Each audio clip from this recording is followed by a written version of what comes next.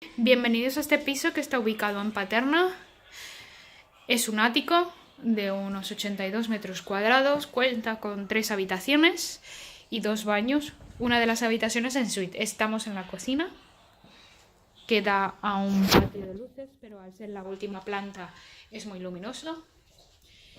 Esta es una habitación que da a la terraza. Un baño completo con bañera.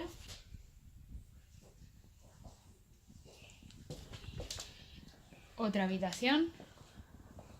También da a la terraza, igual que... Es una habitación muy amplia. Y la habitación principal, que tiene salida a la terraza, con su baño.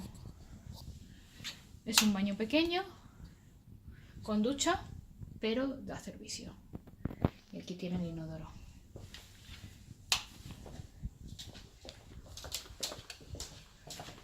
Del otro lado de la vivienda tenemos el salón comedor.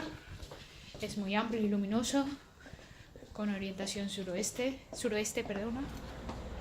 Y esta es la increíble terraza. Es prácticamente tan grande como el piso. Y con unas vistas increíbles. La zona cuenta con supermercados, colegios, el metro andando muy cerquita. Como estáis viendo, es muy grande. Y este es un pequeño trastero que tiene la vivienda.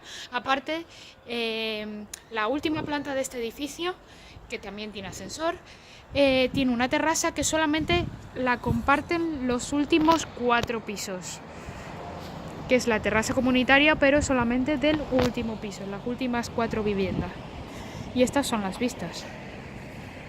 Totalmente despejadas, muy tranquilo, corre mucho ventilación, tenemos el consumo enfrente. Vamos, un piso increíble. Si estáis interesados en ver esta vivienda, por favor, contactarnos por la web o llamarnos al teléfono. Muchas gracias.